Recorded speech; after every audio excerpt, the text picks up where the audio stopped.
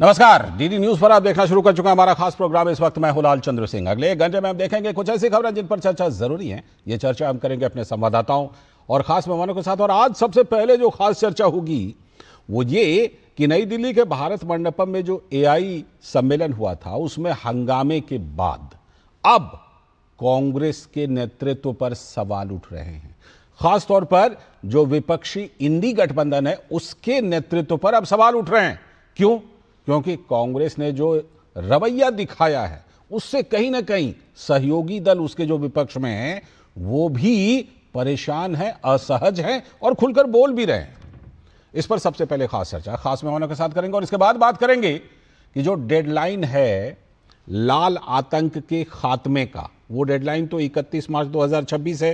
करीब करीब आप 1 महीने से थोड़ा सा ज्यादा रह गया है, लेकिन डेडलाइन से पहले ही टॉप माओवादी अब सरेंडर कर रहे हैं एक के बाद एक। अच्छी बात है, मुख्य धारा में वापस आ रहे हैं, अच्छी बात है। इस पर करेंगे बात। और इसके बाद बात करेंगे प्रधानमंत्री नरेंद्र मोदी ने पश्चिम बंगाल के लोगों के नाम एक खुला पत्र लिखा है। उस पत्र में किन किन खास बातों का जिक्र किया है और गुरुदेव रविंद्रनाथ टैगोर की एक कविता where the mind is without fear, जहां दिमाग बिल्कुल भय से मुक्त हो, इस तरह का भी हवाला दिया। और क्या क्या बड़ी बातें कही उसमें वो सब आपको बताएंगे। लेकिन सबसे पहले इस समय की हेडलाइंस। राष्ट्रपति भवन में राजाजी उत्सव का आयोजन। स्वतंत्र भारत के पहले गवर्नर जनरल सी राजगोपालाचारी की प्रतिमा का हुआ अनावरण। गुलामी की मानसिकता से मुक्ति की दिशा में अहम कदम।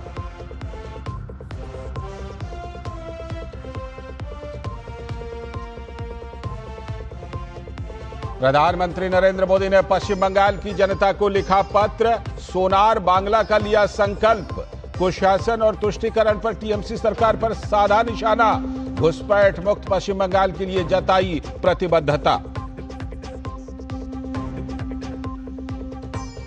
भारत टैक्सी सारथियों के साथ केंद्रीय गृह मंत्री अमित शाह ने किया संवाद।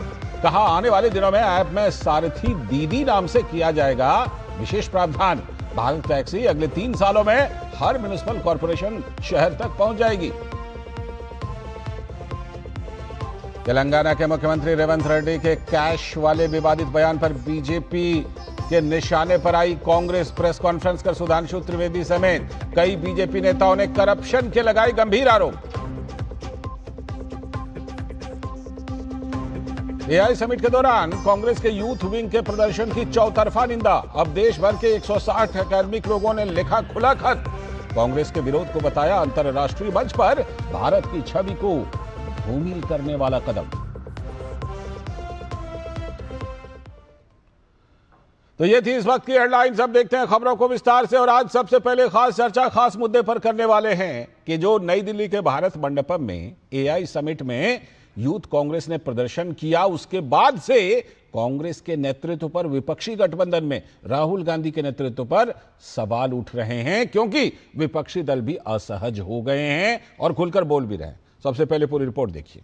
एआई समिट में कांग्रेस का जो हंगामा हुआ तो सवालों के कटघरे में राहुल गांधी का नेतृत्व। दुनिया पिछले हफ्ते नई दिल्ली में आयोजित हुई भारत की उभरती युवा शक्ति और टेक्निकल एक्सपर्टीज से अचंभित थी, अभी भी है। 88 देशों के प्रतिनिधि, 25 देशों के राष्ट्राध्यक्ष इस सम्मेलन में उस समय शिरकत कर रहे थे।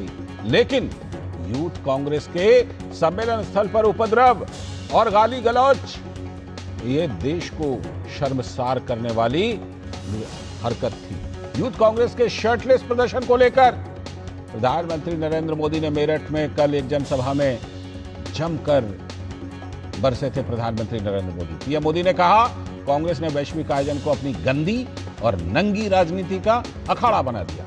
देश की जनता जानती है कि आप तो पहले से ही नंगे हैं। पीएम मोदी ने कहा इस आयोजन से पूरा देश गर्व से भर गया था, लेकिन कांग्रेस और उसके इकोसिस्टम ने क्या किया? कांग्रेस ने भारत के एक वैश्विक आयोजन को अपनी गंदी और नंगी राजनीति का अखाड़ा बना दिया। समारोह स्थल पर विदेशी अतिथियों के सामने कांग्रेस के नेता कपड़े उतारकर पहुंच गए। खास बात यह भी है कि कांग्रेस को छोड़कर विपक्ष के किसी भी दल ने कांग्रेस की इस ओछी हरकत को सही नहीं माना। लेकिन कांग्रेस के वरिष्ठ नेता मणिशंकर अय्यर अब सीधे राहुल गांधी के नेतृत्व पर ही सवाल उठा रहे हैं। उन्होंने राहुल गांधी को इंडी गठबंधन की कमान छोड़ने की सलाह दे दी है। मणिशंकर अय्यर ने कहा है कि राहुल गांधी को इंडी गठबंधन की कमान छोड़कर ममता बनर्जी, एमके स्टालिन, अखिलेश यादव या फिर तेजस्वी यादव को दे देनी चाहिए। इससे गठबंधन मजबूत होगा और ये नेता गठबंधन को काफी समय भी दे पाएंगे। पूर्व केंद्रीय मंत्री और कांग्रेस नेता मार्गरेट अलवा ने एआई समिट में यूथ कांग्रेस के हंगामा पर खेद जताया है और इसे अनैतिक और देश की मर्यादा के खिलाफ माना है।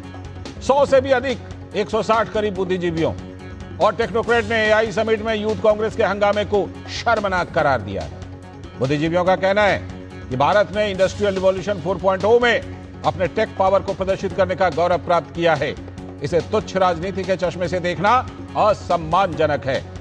अब सवाल यह है कि शिवसेना से लेकर टीएमसी और अन्य छोटे दलों ने इंडी गठबंधन को लेकर नेतृत्व पर सवाल उठाए हैं, लेकिन बड़ा सवाल तो यह है कि संसद से बाहर यह कहा जाता है कि वो गठबंधन सिर्फ लोकसभा चुनाव के लिए था, तो फिर संसद में फ्लोर मैनेजर की मीटिंग तक यह गठबंधन क्यों सीमित है?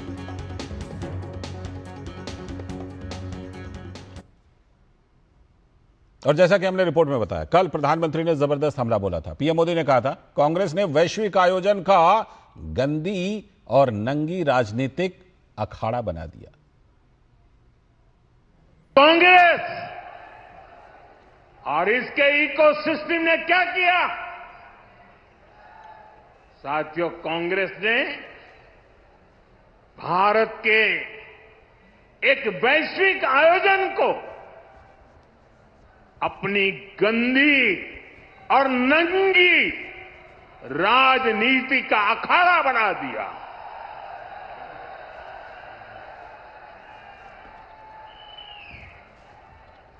समारोह स्थल पर विदेशी अतिथियों के सामने कांग्रेस के नेता कपड़े उतारकर पहुंच गए।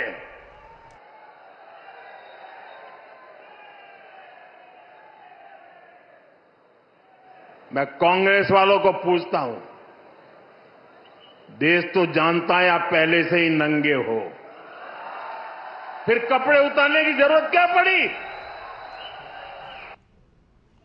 बहुत जबरदस्त हमला प्रधानमंत्री नरेंद्र मोदी ने बोला। बात सिर्फ प्रधानमंत्री मोदी की नहीं है, अंदर से भी आलोचना हो रही है। कांग्रेस की वरिष्ठ नेता और पूर्व केंद्रीय मंत्री मार्गरेट अलवा कई राज्यों में राज्यपाल भी रही हैं। उन्होंने दिल्ली में एआई शिखर सम्मेलन के दौरान हुए विरोध प्रदर्शन की उन्होंने भी निंदा की है। उन्होंने कहा कि अंतर्राष्ट्रीय आयोजनों के दौरान गरिमा और अनुशासन बनाए रखना चाहिए और जिम्मेदारी की भावना होनी ही चाहिए।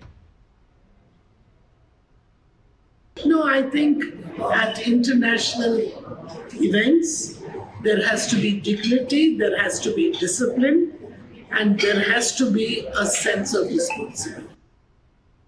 लेकिन बात यहां तक नहीं रुक रही, बात अब आगे जा रही है। कांग्रेस के नेता मणिशंकर अय्यर ने इंडी गठबंधन में कांग्रेस के नेता राहुल गांधी के नेतृत्व पर ही अब सवाल खड़ा कर दिया है और टीएमसी प्रमुख और पश्चिम बंगाल की मुख्यमंत्री ममता बनर्जी को या फिर अन्य दूसरे नेताओं को इंडी गठबंधन का प्रमुख नेता करार दिया।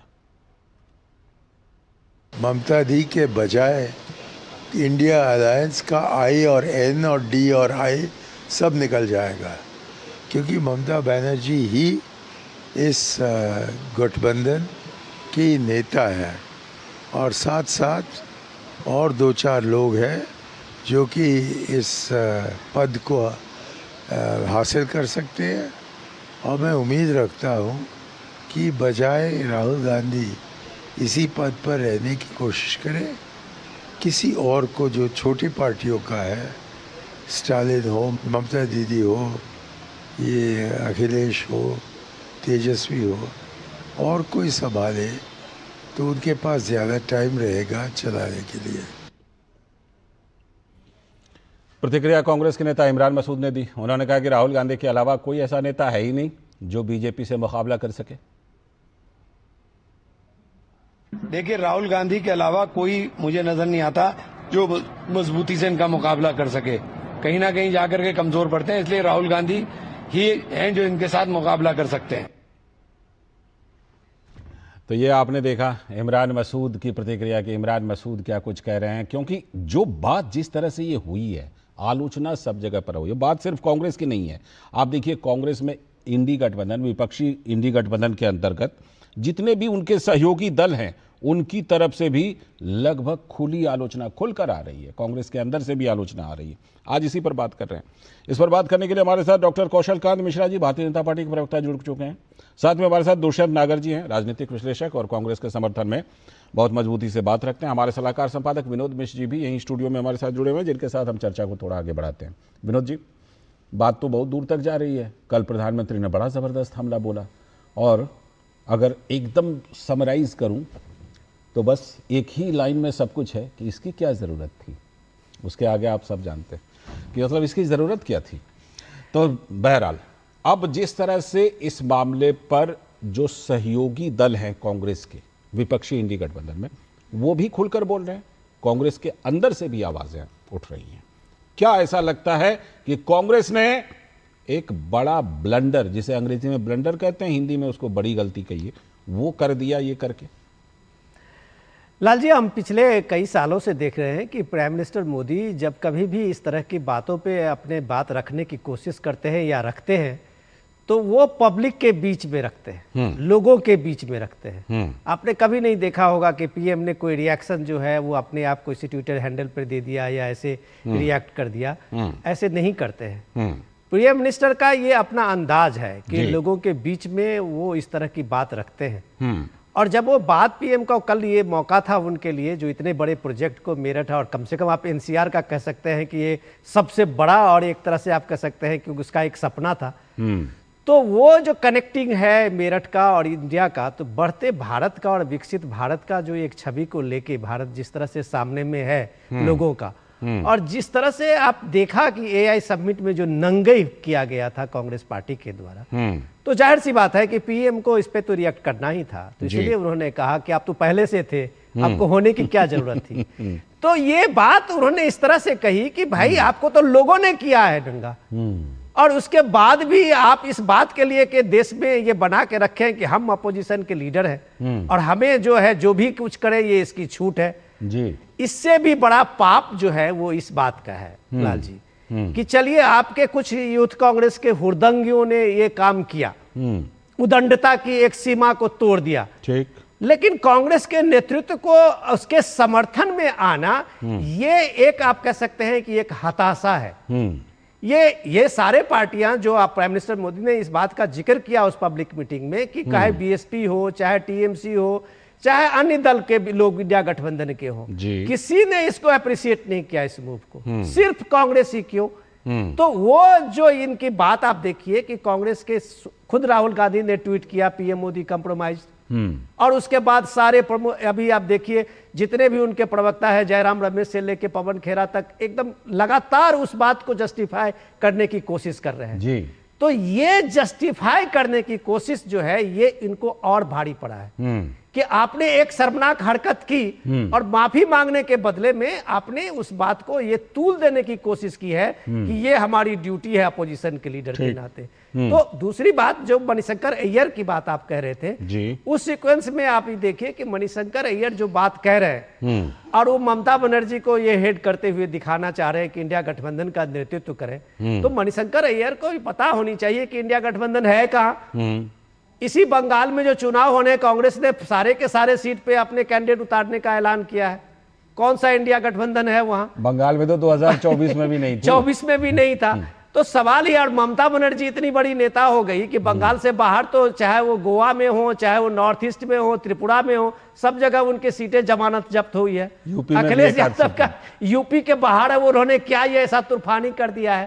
तो वो जो ट्विस्ट देना चाहते हैं तो सीधे वो नहीं कह रहे हैं कि कांग्रेस के अंदर राहुल गांधी का भी विकल्प है जी, और राहुल गांधी का विकल्प को नेतृत्व के बजाय वो ये सारी चीजें सामने में ला रहे हैं। ठीक है, दुष्यंत नागर जी, मैं आपसे सर नमस्ते, इनसाइड बात बताइए ना जरा। 5-6 घंटे बाद कांग्रेस नेतृत्व उस प्रदर्शन को, शर्टलेस प्रदर्शन को जस्टिफाई करने के लिए कांग्रेस की तरफ से प्रतिक्रिया आई। ये जो 5-6 घंटे का समय था दुष्यंत नागर सर, ये क्या दुविधा वाला समय था क्या कि जस्टिफाई करें कि ना करें? देखिए, बिल्कुल भी दुविधा वाला समय नहीं था। अच्छा, पहले से प्लान था। आप ही लोगों के यहाँ पे कई बार चर्चा होती है, भाई कांग्रेस विपक्ष का मजबूती से रोल नहीं निभा रही। मिश्रा जी कहते हैं विपक्ष को मजबूत होना चाहिए। जब कांग्रेस अपनी मजबूती दिखाती है तो फिर अच्छा, ये वाली मजबूती कैसी मजबूती है? ये अरे शर्ट ये उतार मजबूती है करके कांग्रेस का। है सर। और क्या करें बताइए, हैं? कांग्रेस शांतिपूर्वक तरीके से ही तो प्रदर्शन किया, हिंसा तो नहीं की।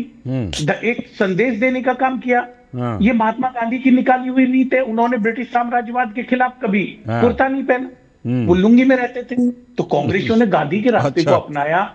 आप ये बताइए, वहां किसी पुलिस वाले के साथ, किसी अतिथि के साथ कांग्रेस के किसी नेता ने मार पीट, कोई अभद्र व्यवहार किया? सिर्फ नारा लगाया और शर्ट उतारी।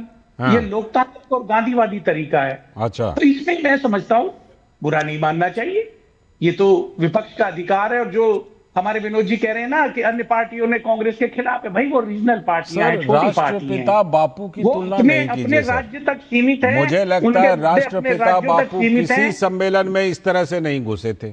राष्ट्रपिता बापू को जहां अरे साहब, अनशन करना होता राष्ट्रपिता- था, सर, एक सर, किसी सर, जगह किंग पर एडवर्ड- राष्ट्रपिता अनशन करते थे। सर, माननीय वो बापू तो लंदन में किंग एडवर्ड से जब मिले तो उसी धोती में मिले। नागर साहब को मन उन्होंने नहीं पड़ रहा है, प्रोटोकॉल कभी वो नहीं राष्ट्रपिता किया। बापू कह रहे हैं, वहाँ कभी आप चंद्रशेखर प्रोटोकॉल आजाद का कह रहे कीजिए, यहाँ पे हैं, सूट कभी वो पहन के भगत जाने सिंह का, कह रहे लेकिन हैं। बापू क्या कहेंगे। क्या बनाएंगे भाई? नागर साहब, मैं ये कह रहा हूं कि बापू जी से तुलना मत कीजिए। आपको जस्टिफाई करना है कीजिए ना। बापू जी का बिल्कुल अलग तरीका था। देखिए जी, सत्ता मिले ना मिले, कांग्रेस पार्टी बापू के सिद्धांतों पे चलती है और बापू काश के चल सिद्धांतों पे चलेगी। सारा विपक्ष भाग जाए, कांग्रेस अकेली खड़ी रहे, कांग्रेस अकेली लड़ेगी और बापू के सिद्धांतों पे चल के लड़ेगी।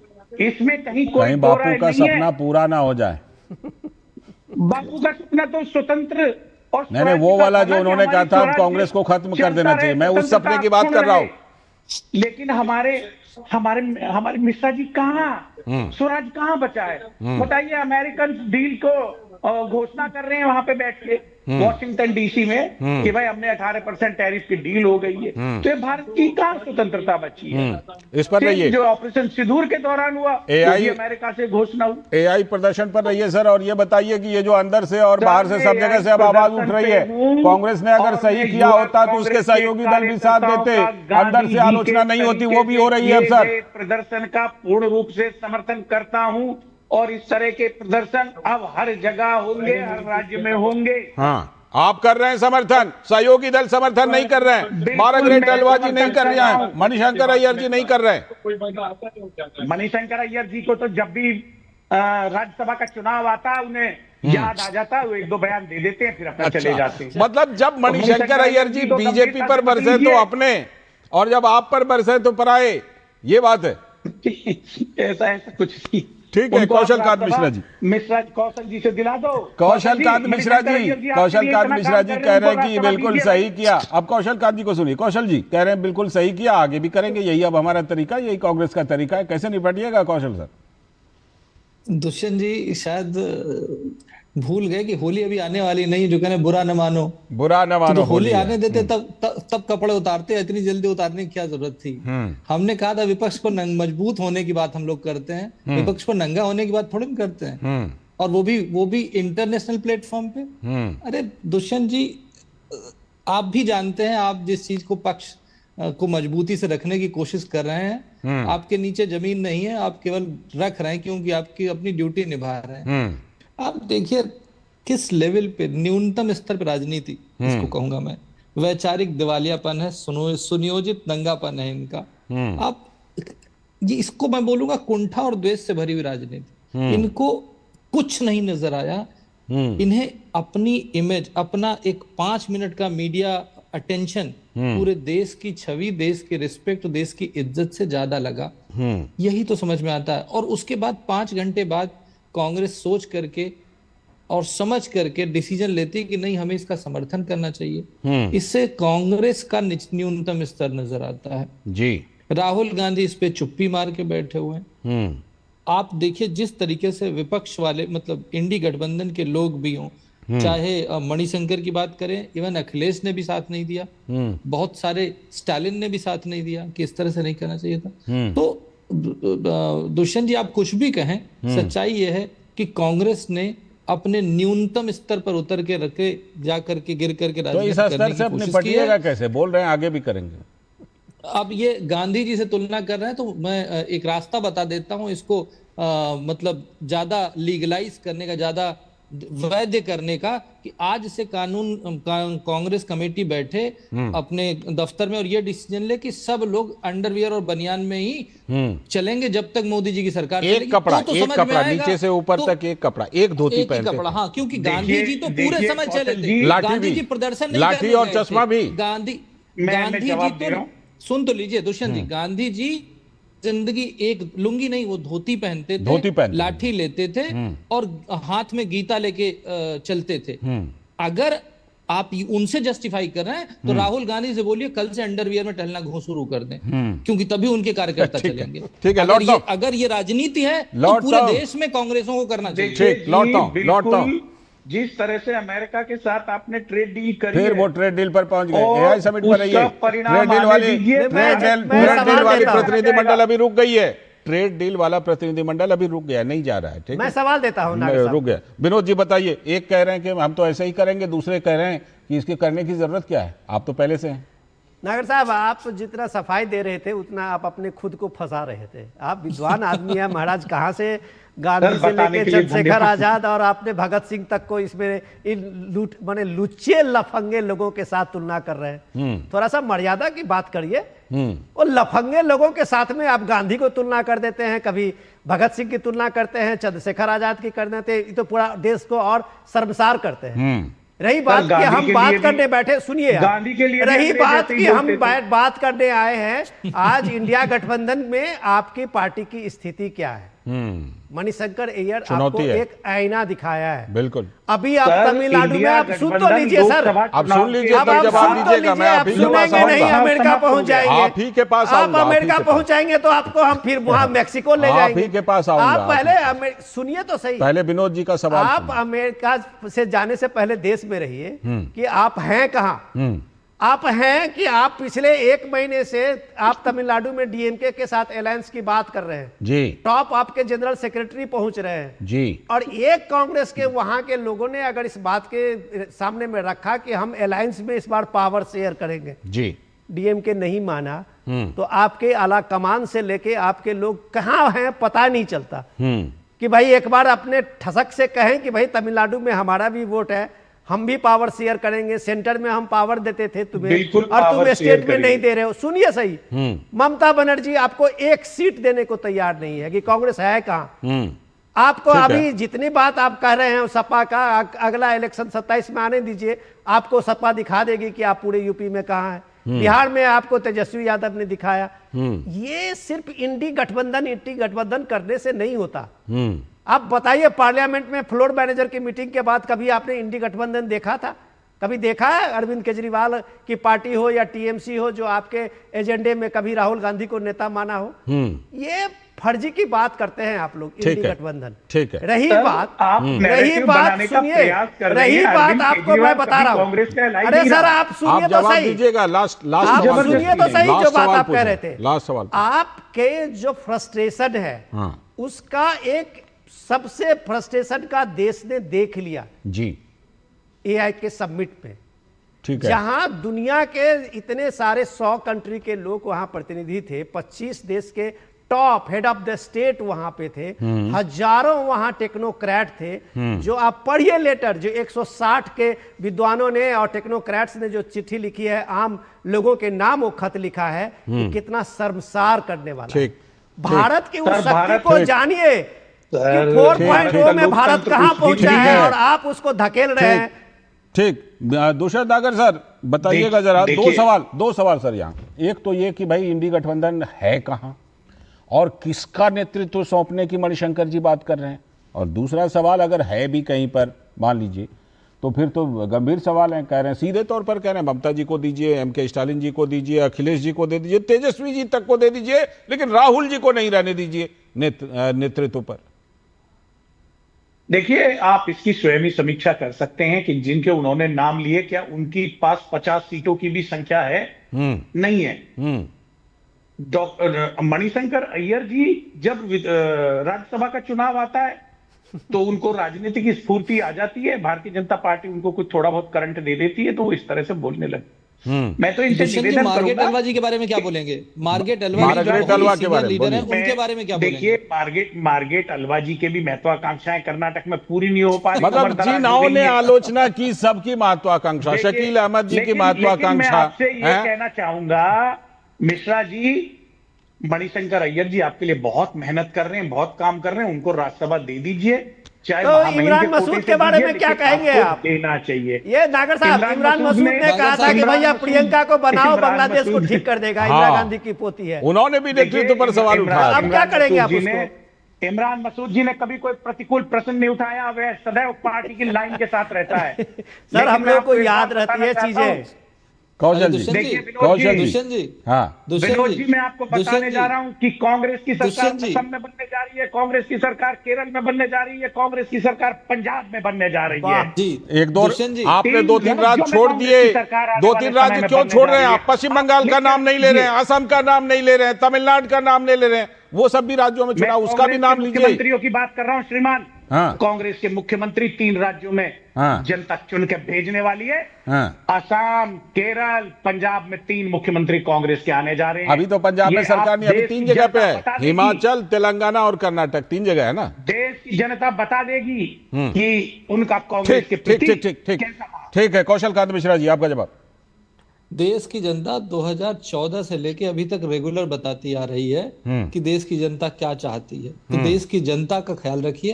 अभी देश की जनता ने बिहार में बताया, देश की जनता ने महाराष्ट्र में बताया, देश की जनता हर जगह आपको बार बार बता रही है, दिल्ली में बताया, पर आपको दिख नहीं रहा कि देश की जनता क्या चाहती है।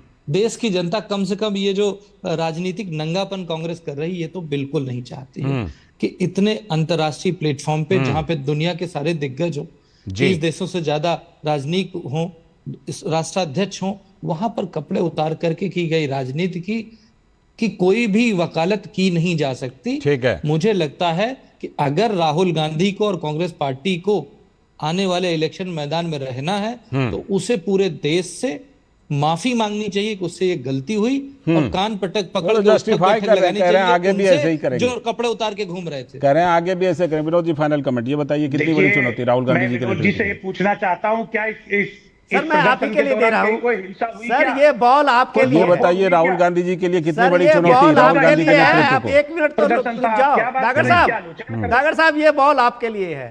रेवंत रेड्डी क्यों कह रहे थे कि भाई हम 1000 करोड़ रुपए की जरूरत पड़ेगी गांधी परिवार को, तो हम 1000 करोड़ गांधी परिवार के लिए पैसा इकट्ठा करेंगे। रेवंत रेड्डी को कांग्रेस पार्टी के लिए 1000 रुपया नहीं चाहिए, करोड़ रुपया। आऊंगा और प्रतिक्रिया लूंगा, अभी वक्त है ब्रेक का। आऊंगा, इस पर प्रतिक्रिया लूंगा ब्रेक के बाद।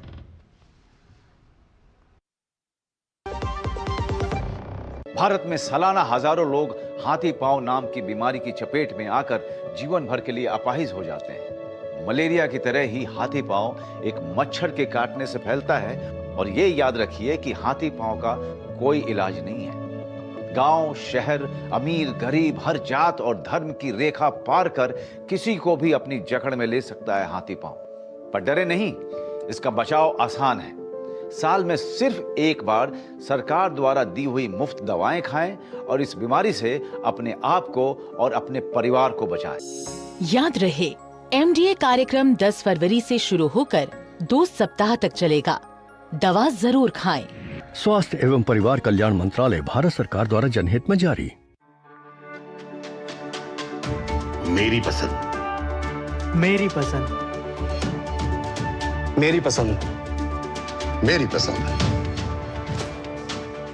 हमारी पसंद, हम सबकी पसंद। मजबूत देश का मजबूत सरिया हो गया स्टील। Video call. मैं सीनियर इंस्पेक्टर काली पहाड़ी चौकी से। यस, आपके पार्सल में ड्रग्स मिले हैं। ड्रग? मैंने आपको अरेस्ट किया जाता है। यदि बचना चाहते हो तो 2 लाख रुपए। ये फोन पे कौन अरेस्ट करता है? तुम पुलिस नहीं है और हम बोगा मतलब मूर्ख नहीं है। यूपीआई कहता है अगर कोई नकली पुलिस बन के आपको भी कॉल करे और डराए तो कहो मैं मूर्ख नहीं।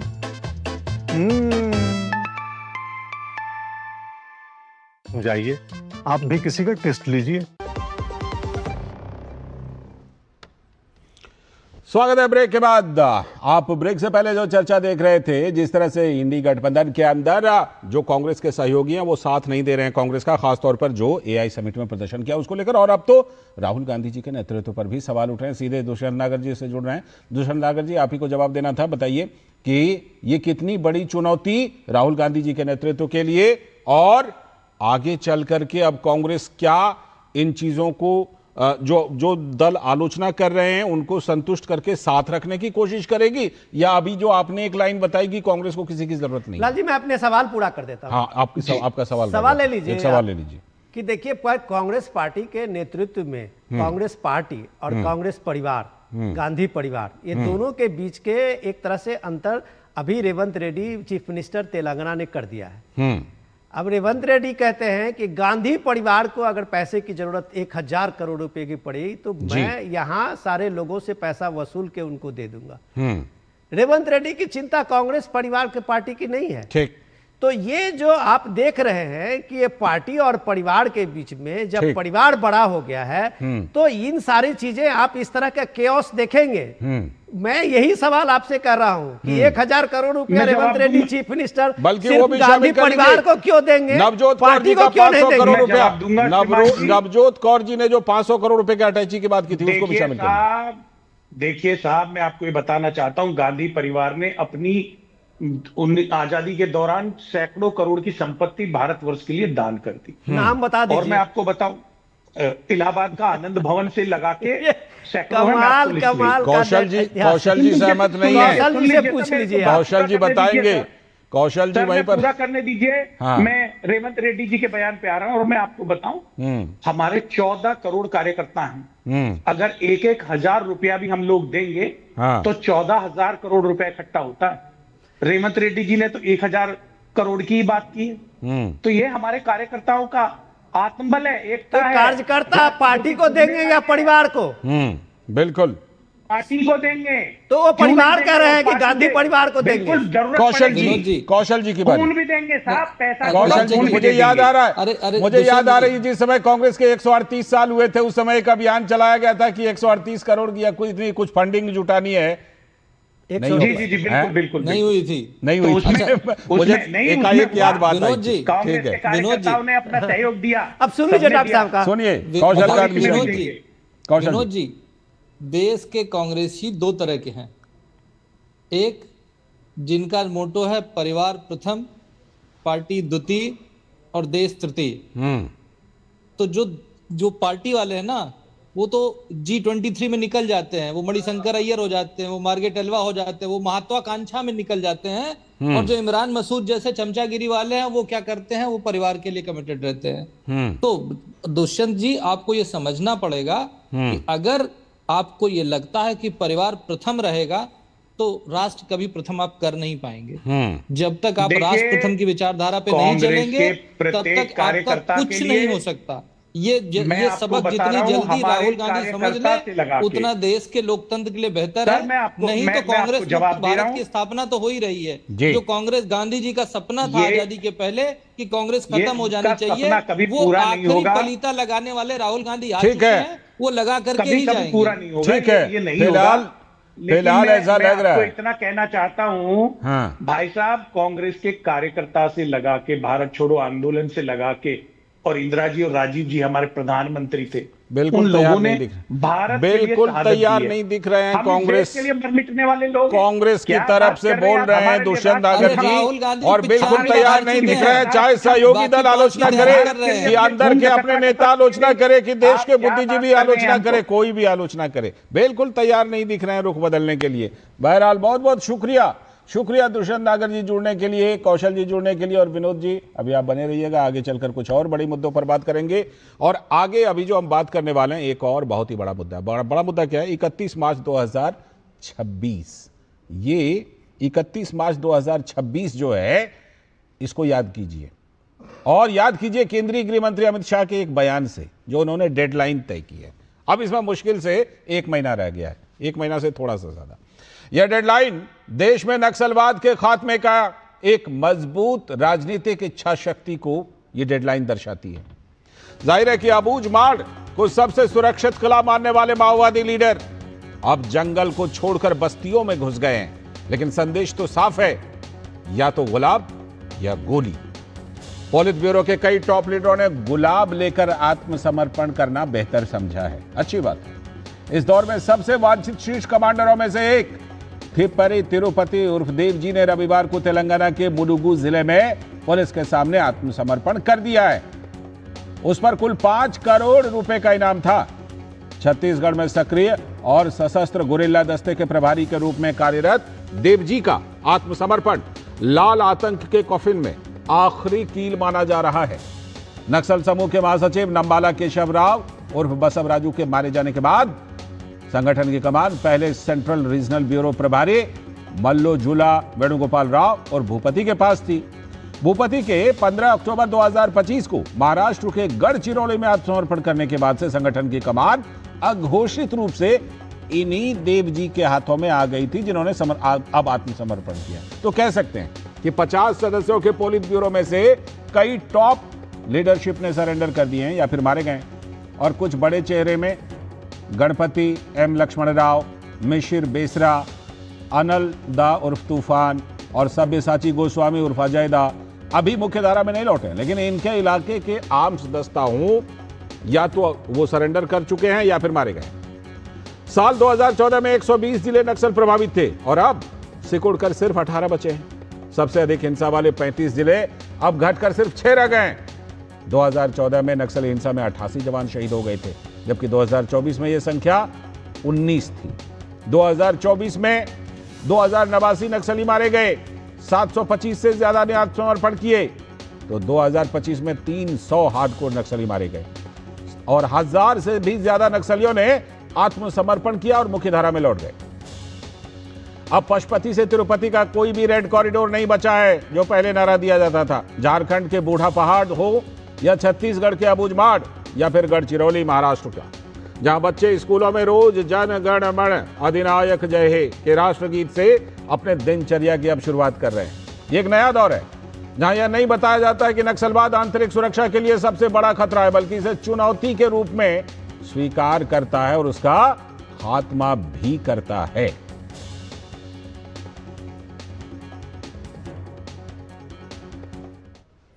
और ये जो संकल्प है, इसको बार बार केंद्रीय गृह मंत्री अमित शाह ने दोहराया। उन्होंने कहा नक्सलवाद को 300 फीट जमीन के अंदर दफना देंगे।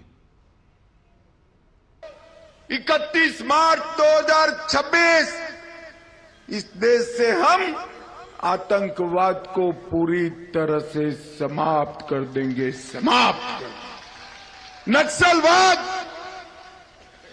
उसको जमीन के 300 फुट नीचे हम दफना कर रहेंगे, दफना कर। मोदी जी ने इस देश को सुरक्षित करने का काम किया है। मोदी जी ने इस देश को समृद्ध करने का काम। यह सिर्फ एक कथन नहीं है, ये गृह मंत्री की गर्जना है, जो चुनौती देकर वो कह रहे हैं। और केंद्रीय गृह मंत्री ने यह बात कही तो भाजपा के नेता विजय शर्मा ने सशस्त्र बलों के कार्य की भूरी भूरी शब्दों में प्रशंसा की। सशस्त्र नक्सलिज्म के 31 मार्च 2026 तक समूल नाश करने की दिशा में एक बड़ा सशक्त कदम आज, और मैं सोचता हूं कि यह अंतिम पड़ाव जैसा है। बस यही एक आखिरी स्थान है जहां पर हम ये कह सकते हैं कि नक्सलिज्म, सशस्त्र नक्सलिज्म समाप्त होने वाला है।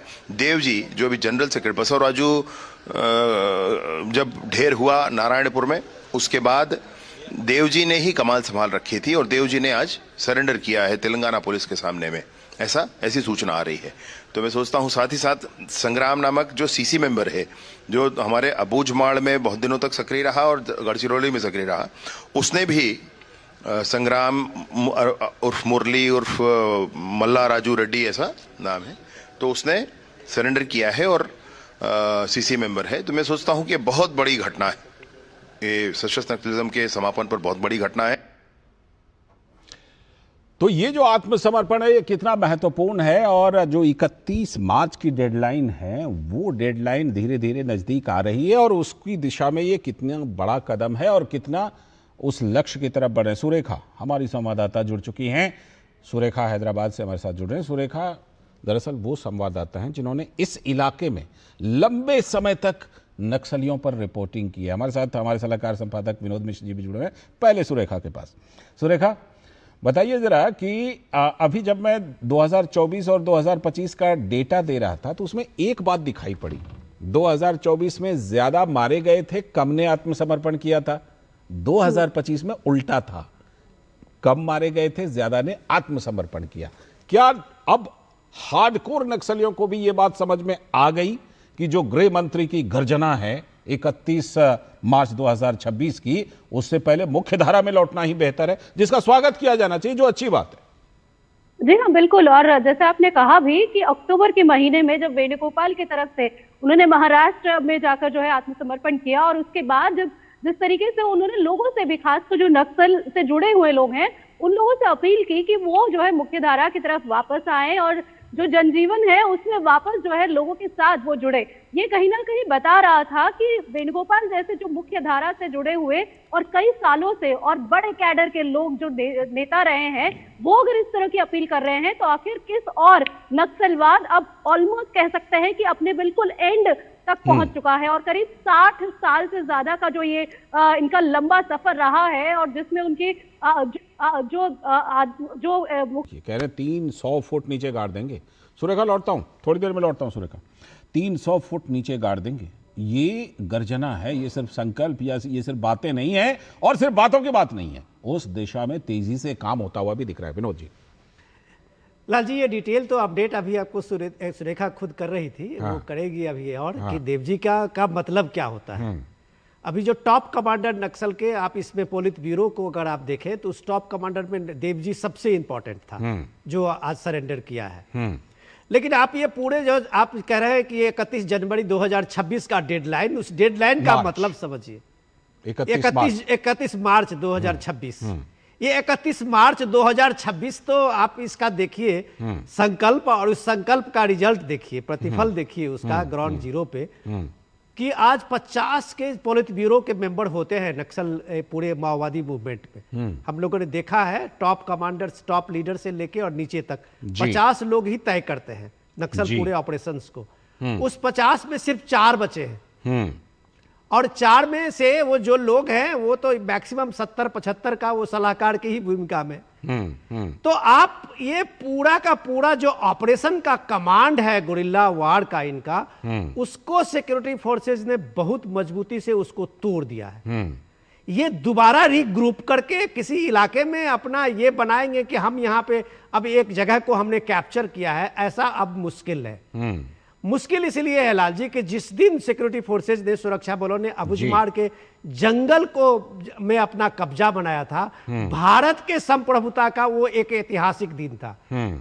आप कह सकते हैं कि तेलंगाना से लेके, गढ़चिरौली से लेके, मलकानगिरी से लेके और छत्तीसगढ़ के बस्तर के सारे इलाकों में नक्सल, कम से कम इन सारे इलाकों के 20-22 जिले में कोई देश का संविधान नहीं था, कोई देश का राज नहीं था। बिल्कुल। जो नक्सली वहां पे कंगारू कोर्ट में फैसला करते थे, वही वो सारे गांव के लोगों को मानना पड़ता था। अब आप ये देखिए कि इस देश के इस नेतृत्व को कभी शर्म नहीं हुई कि आप नक्सल को बताते हैं ये कि देश के लिए सबसे, इंटरनल सिक्योरिटी के लिए सबसे बड़ा चैलेंज है। लेकिन आप खुद गृह मंत्री उस समय में चिदम्बरम थे, आपको याद होगा कि उन्होंने ऑपरेशन ग्रीन हंट शुरू की थी, और वो ऐसे ढोल नागा प्रचार बाजार की 100-150 सीआरपीएफ के लोग मारे गए थे कि लगा लोगों को कि कुछ बड़ा होने वाला है। और 2 दिन के बाद उन्होंने कहा कि ऑपरेशन ग्रीन हंट जैसी कोई चीज ही नहीं है। तो ये राजनीतिक इच्छा शक्ति मुझे लगता है कि मोदी सरकार का नक्सल के खिलाफ में, माओवादी अभियान के खिलाफ में जो ये संकल्प है, रिजोल्यूशन है 31 मार्च 2026 का, और लोगों को करके दिखाया है जमीन पे, मुझे लगता है राज्य सरकारों की भी इसमें सहयोग है, सुरक्षा बलों का तो क्रेडिट जाना ही चाहिए। मुझे लगता है कि भारत के इतिहास में ये सबसे बड़ी कामयाबी है कि आपने अपनी खोई जमीन पाई है, आपने अपने संविधान का दायरा बढ़ाया। ठीक। सुरेखा, जो बातें अधूरी रह गई थी पिछली बार, कुछ तकनीकी समस्या आ गई थी, बताइए। एक तो ये कि कितना महत्वपूर्ण, खासतौर पर देवजी का आज का आत्मसमर्पण, और इसके पहले भी बड़े बड़े आत्मसमर्पण हो चुके हैं। जी हाँ, बिल्कुल। और देखिए, जिस तरीके से अभी विनोद जी भी बता रहे थे, करीब 50 लोगों का कैडर, उनमें से तेलंगाना या फिर जो एक वक्त में आंध्र प्रदेश हुआ करता था, उसकी अगर अहम भूमिका बताए तो 21 लोग ये माने जाते रहे हैं कि वो जो बड़ा कैडर है उसमें 21 लोग इस प्रांत से आते थे। तो आप समझ सकते हैं कि उस वक्त में कितनी बड़ी भूमिका जो है इस प्रांत की रही है। लेकिन अभी हालात ऐसे हैं कि ज्यादातर लोग जो थे वो छत्तीसगढ़ की तरफ जा चुके थे। और केसीआर का जब वक्त रहा, उस वक्त में ये सरकार की तरफ से भी जो है कदम उठाए गए कि जो लोग उस तरफ जा चुके हैं, यानी कि जो महत्वपूर्ण कैडर है जो अब तेलंगाना का था लेकिन अब तेलंगाना में नहीं है, उन्हें वापस नहीं आने दिया जाएगा। और ये कहीं ना कहीं उसमें सफलता हासिल की। और अब हम देखते हैं कि जो तेलंगाना के जो 2 टॉप लोग थे, जिनके बारे में डीजीपी हाल ही में जब प्रेस कॉन्फ्रेंस हुई थी, जब कुछ नक्सलियों ने आत्मसमर्पण किया था, उन्होंने कहा कि 2 लोग अभी भी महत्वपूर्ण हैं, जिनमें से देवजी थे और एक जो है गणपति है, जिनकी जिस तरीके से अभी खबर आ रही है कि उनकी एक तो उम्रदराज भी है और उनकी क्योंकि तबीयत भी ठीक नहीं रहती है, तो वो बताया जा रहा है कि इस वक्त शायद देश में भी नहीं है। तो वो कह सकते हैं कि हायरार्की के लेवल पे उनका कैडर बहुत बड़ा है, लेकिन उनको अगर कह सकते हैं कि एग्जेम्प्ट किया जाए इस वक्त में, तो तेलंगाना के लगभग जितने भी महत्वपूर्ण लोग थे जो इस नक्सलिज्म से जुड़े हुए थे, वो करीब जो है या तो वो आत्मसमर्पण कर चुके हैं या फिर जो है उनको न्यूट्रलाइज किया गया है। ठीक, सुरेखा, बहुत बहुत शुक्रिया जुड़ने के लिए। आगे हम लोग बात करेंगे क्योंकि अभी 31 मार्च पर सभी की नजर है। बहुत बहुत शुक्रिया आपका विनोद जी, आपका भी बहुत बहुत शुक्रिया। अभी वक्त है ब्रेक का। ब्रेक के बाद जब लौटेंगे तब बात करेंगे। प्रधानमंत्री ने एक भावुक पत्र लिखा है, किनके नाम? पश्चिम बंगाल के लोगों के नाम, और गुरुदेव टैगोर की एक कविता का भी उल्लेख किया। बताऊंगा ब्रेक के बाद।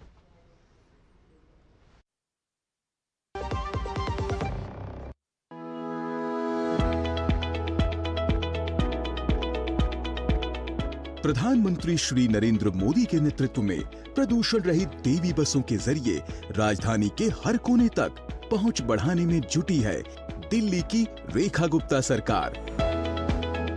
दिल्ली का हर सपना होगा साकार। 3400 ईवी बसें हम दिल्ली की परिवहन व्यवस्था में जोड़ चुके हैं। इलेक्ट्रिक बसें बढ़ा रही है अंतिम मील कनेक्टिविटी। महिलाओं के लिए पिंक सीटें होती हैं आरक्षित। पैनिक बटन और सीसीटीवी कैमरों से यात्रा होती है सुरक्षित। अच्छी है बस भी, बस की क्वालिटी सब कुछ अच्छा है। देवी बसें की सर्विस भी बहुत बढ़िया है, सही सफर कर लेता हूँ मैं। पूरा होगा आसान सफर का वादा, प्रदूषण कम करने का इरादा।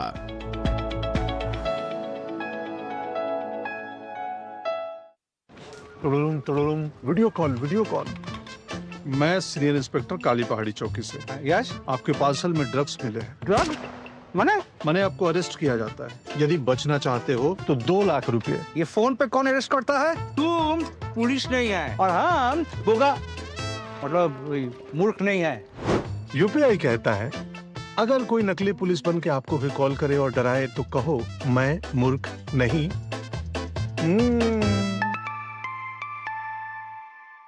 जाइए, आप भी किसी का टेस्ट लीजिए।